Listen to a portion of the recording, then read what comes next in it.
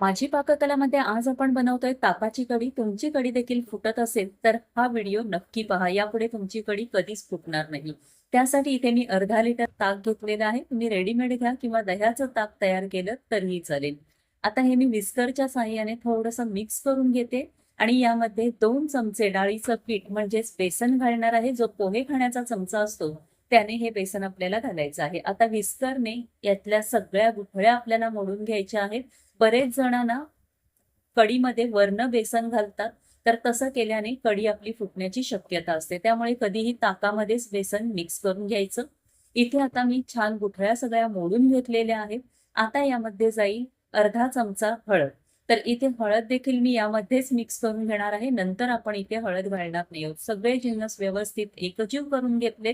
आता फोडणीसाठी एक जाड बुडाचं पातेलं घेतलेलं आहे. त्यामध्ये 1 चमचा तेल घ्यायचं. तेल तापलं की अर्धा चमचा मोहरी तडतडली की 1 चमचा जिरं घ्यायचं. जिरं फुललं की इथे मी 8 ते 9 लसणाच्या पाकळ्या घेतलेल्या आहेत आणि 10 ते 12 कढीपत्त्याची पानं, 3 हिरव्या मिरच्या इथे घेतल्यात. फोडणी आता आपल्याला छान अगदी लसूण लालसर होईपर्यंत परतवून घ्यायची आहे. फोडणी इथे कच्ची ठेवायची नाही, नाहीतर आपल्या कढीची टेस्ट इथे बिघडू शकते. आता इथे पाव चमचा इतकं हिंग घालते मी.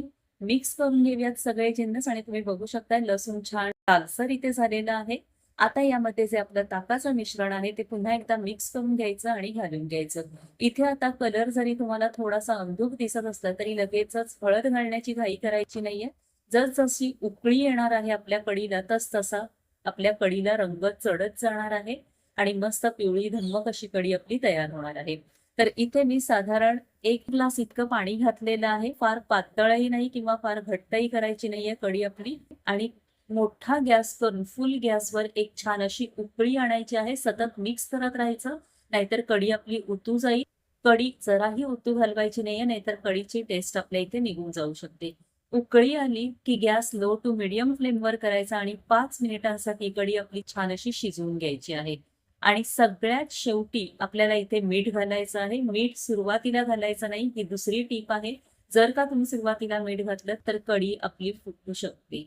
त्यामुळे मीठ हे सगळ्यात शेवटी घालायचं आहे आणि एक छान अशी उकळी आणायची.